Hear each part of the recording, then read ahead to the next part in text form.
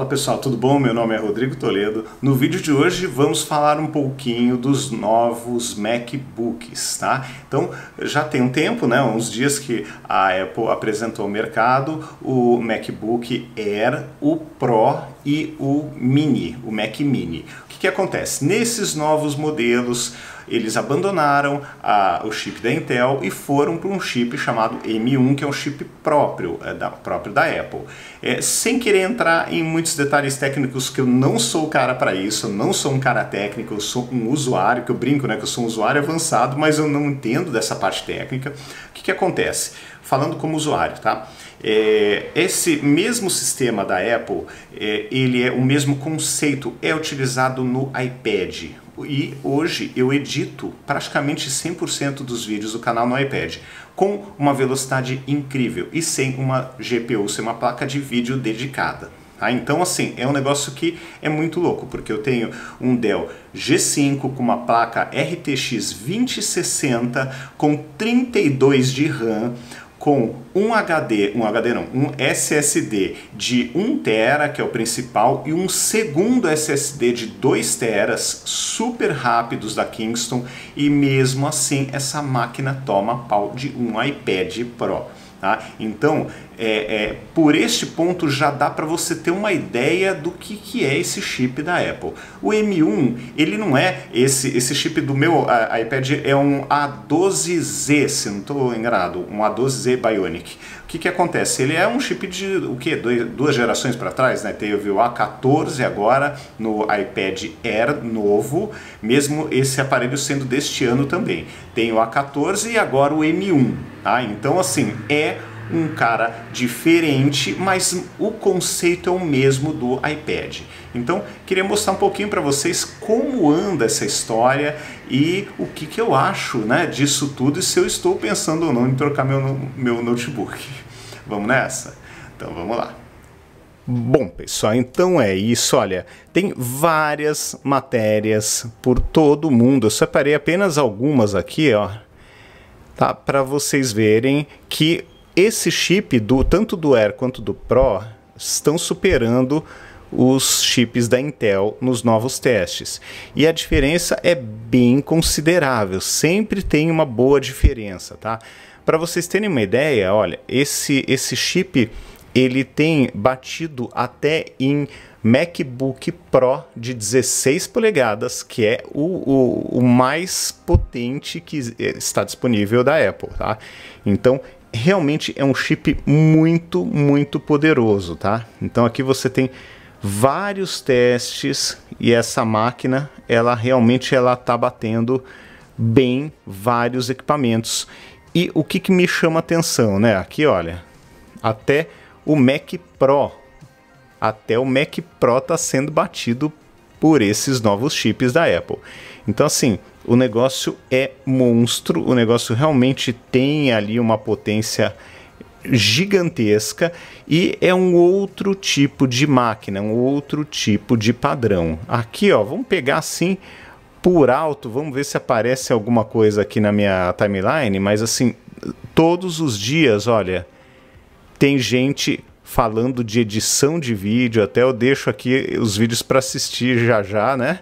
Mas todos os dias tem pessoas testando, pessoas fazendo ali os seus testes, tá? Existem algumas questões térmicas, aqui esse cara está comentando, vamos dar uma olhada, mas assim, como as minhas edições, por exemplo, são muito curtas, então eu não vejo que ele vai chegar neste ponto, que são vídeos de sei lá, 10 minutos, 15 minutos, 20 minutos, então não dá tempo deste equipamento ter problema, enfrentar problema, tá?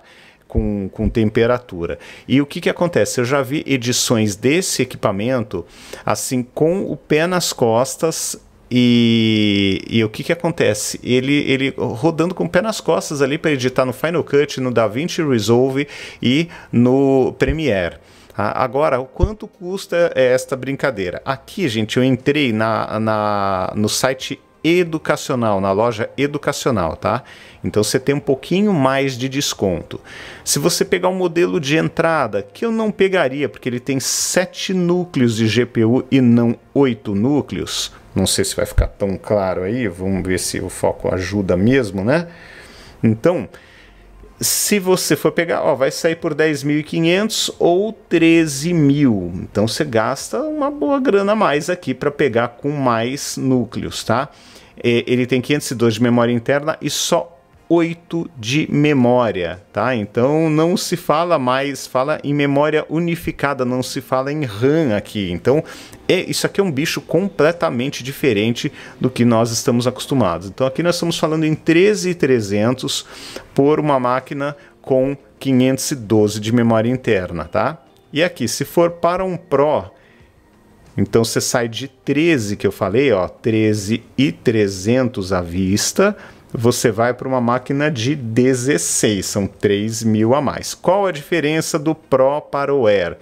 Uma ventoinha só. Ele tem uma ventoinha, então teoricamente essa ventoinha vai manter o aparelho mais refrigerado, então não vai chegar nesse ponto do aquecimento, né? Ser elevado e a máquina reduzir, né, a performance para poder funcionar, tá? Então esta é a vantagem. Eu acho que depende muito do tipo de trabalho que a pessoa vai executar, mas pode ser uma vantagem pegar o Pro, pagar esses 3.000 a mais aí pegar o Pro, ou pegar o de 256 por 14.000. Então aqui, ó, você sai de 13.300 no modelo de 512, pega um pouco mais de memória, um pouco menos de memória interna, mas pega com a ventoinha e vai pagar R$1.000 a mais, né? Dá R$1.000, é isso, né? 13.300 para 14.300, aqui, ó. Então pode ser uma boa, né? Que aí você vai no Pro pelo menos. Bom, estou pensando em fazer a troca. Vamos conversar um pouquinho mais, que não é tão fácil assim. Bom, primeiro ponto é falar um pouquinho do iPad, tá? Hoje, o que acontece? Eu consigo editar os meus vídeos no iPad com uma tranquilidade incrível com o LumaFusion, tá? Então, realmente é algo que é super agradável de fazer, ó. As minhas edições não são tão complexas assim, né? Cabe dizer, né? E eu estou melhorando, estou aprendendo a fazer coisas mais sofisticadas aqui, mas ainda tem uma longa jornada, tá? Não é tão fácil. E é um sistema novo, é um software novo, então tem ali a curva de aprendizado, mas estou estudando para melhorar. Gosto muito de usar a canetinha aqui, é uma canetinha da ROC, não é a canetinha oficial, tá? Da Apple, mas ela me ajuda muito a fazer os cortezinhos aqui, a fazer no detalhe. Isso aqui eu não tenho no computador e é uma coisa que eu gosto muito, tá? E o que acontece aqui, veja a fluidez do vídeo, olha. Então assim, eu não tenho nenhum tipo de problema de performance, e a performance que eu tenho aqui, ela não é nem de perto comparável com o que eu tenho no G5. Então hoje eu edito aqui, ó, tranquilamente, tenho um áudio melhor, tenho uma tela melhor, o padrão dessa tela, as cores são muito mais fiéis do que a tela do Dell, que assim é ruim, é uma tela ruim. Então aqui eu consigo trabalhar muito bem. Precisaria do MacBook Pro? Hoje não precisaria, tá? Qual seria a vantagem? O MacBook Pro novo, eu consigo rodar os aplicativos que eu tenho aqui nele, tá? Então, por conta do novo sistema operacional e por conta do chip, eu consigo rodar o LumaFusion lá. Então isso é muito interessante, é muito legal, mas lá também eu vou ter o Final Cut, que é melhor. Então é um ponto aí a se pensar, mas aqui hoje eu tenho toda a vantagem do mundo. Olha, eu posso usar teclado e mouse, eu posso usar caneta, eu tenho uma flexibilidade muito legal de trabalho aqui, eu posso usar um monitor externo se eu quiser. Então realmente as coisas estão bem agradáveis aqui, não posso reclamar, ó, e a fluidez é impressionante, tá? Então eu acho que hoje não precisaria, tá? Mas estou estudando a compra de qualquer forma e vou contar o que eu estou pensando. Bom, pessoal, então a questão é a seguinte. Eu jogo bem menos no PC do que eu imaginava, tá? Que eu poderia jogar. Eu até, quando eu comprei, eu pensei, puxa, eu vou aproveitar para jogar bastante aqui e tal. Só que na real, na prática, não está acontecendo. Por quê?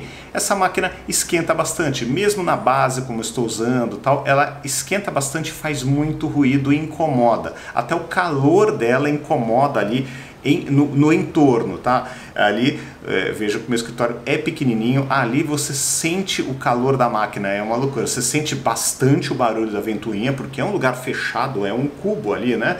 E o calor também incomoda, mesmo com a ventoinha, mesmo com tudo ali, né? A ventoinha e a base refrigerada, incomoda um pouco o barulho. Isso que eu estou limitando o turbo, não estou usando o turbo para poder ficar com um pouco mais de conforto térmico e acústico, mas mesmo assim não é uma experiência boa. Às vezes eu vou assistir um vídeo no YouTube, eu tenho que usar o volume muito mais alto, porque quando entra a ventoinha eu não consigo ouvir bem o vídeo, porque incomoda, sabe? Você não tem um áudio bom neste equipamento. A qualidade de áudio do Dell G5 é ruim, é um alto-falante bem sem vergonha e ainda não tem muito volume, e com a ventoinha alta, acabou. Então ou você usa fone o tempo inteiro, que é cansativo, não dá para ficar com fone o tempo inteiro, ou você fica com o som lá no alto. O que eu ando pensando com relação à nova linha de Macs? Eu pensei sim em pegar um Air. Por quê? Porque eu poderia usar no dia a dia, porque hoje o computador acaba ficando para o dia a dia. Obviamente, eu posso editar vídeo lá também, e ocasionalmente, em alguns momentos, é interessante editar lá. É interessante, tá? Dependendo da fonte, por exemplo, se eu gravei aqui, é mais fácil eu espetar ele no computador, tá? Direto, e puxar os arquivos. Se eu gravei no iPhone, eu passo pelo ar, então não preciso, é muito mais fácil de transferir os arquivos. Aqui eu preciso de um cabinho, tá? Então depende da fonte. Se eu usei daqui, eu não consigo ligar ele direto no iPad e ele ser reconhecido e eu puxar os arquivos, entendeu? Então, dependendo da fonte, eu preciso também do computador para ocasionalmente editar alguma coisa. E aí é que vem o problema, né? É uma máquina grande, pesada, quente, que faz barulho. Ela vai fazer o serviço? Vai, mas é uma máquina que dá satisfação de trabalhar. Então pensei em pegar o Air, porque o Air não tem nem ventoinha.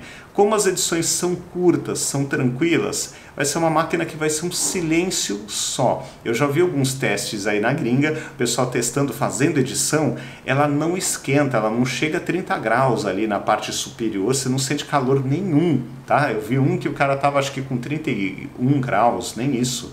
Então assim, é bem fresquinha ali, bem fria a máquina. Então isso, aliado ao silêncio, puxa, para mim seria a melhor coisa, poder editar vídeo com a máquina no colo. Até essa daqui eu vou queimar a roupa, vou queimar a perna se eu colocar ela no colo, é impossível, né? Fora a bateria que vai embora em 1 minuto. Já o Mac Air ou o Mac Pro tem bateria para 8, 10 horas, que o pessoal tem comentado, e assim, usando de verdade. Então eu acho que a experiência deve ser muito semelhante a essa experiência que eu mostrei para vocês, até por isso que eu filmei um pouquinho do iPad Pro, que é uma máquina que eu estou mexendo aqui no vídeo, eu estava navegando por ele, ela está gelada. Tá gelada. Ali eu abro o Chrome com 2, 3 abas, ele já está gritando. Aqui eu estou abrindo o vídeo, navegando pelo vídeo, fazendo ajustes, fria, a máquina está fria. Então eu espero uma performance muito semelhante no do iPad Pro, no Mac com esse tipo de processador, com M1. Então realmente eu estou começando a pensar nessa compra. Agora, claro, preciso vender o Dell G5 e não é uma tarefa fácil, tá? Estou pensando em vender com todos os upgrades pelo preço que eu paguei na época, né? Por volta de 10 mil reais. Vou ver se acho um cristão, né? Alguém interessado na máquina, porque aí eu fico bem mais próximo da próxima máquina, né? Do Mac.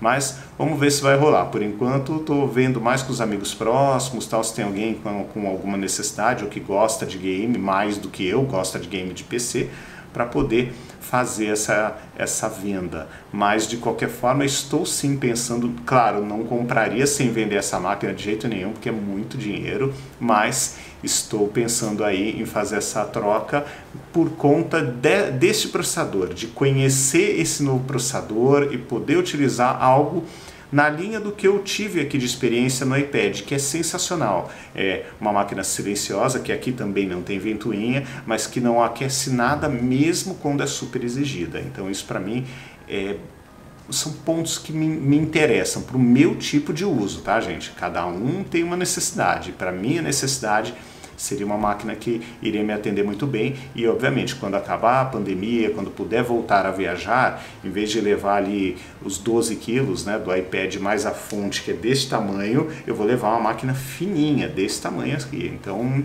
isso tem que ser colocado na balança também, literalmente na balança, tá? Uma mochila mais leve, menor sempre, na minha opinião, é algo mais agradável e bagagem menor, não só em viagens, mas na vida.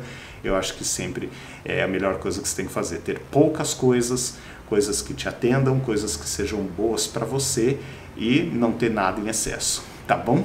Então é isso. Grande abraço para vocês, até o próximo vídeo. Tchau, tchau.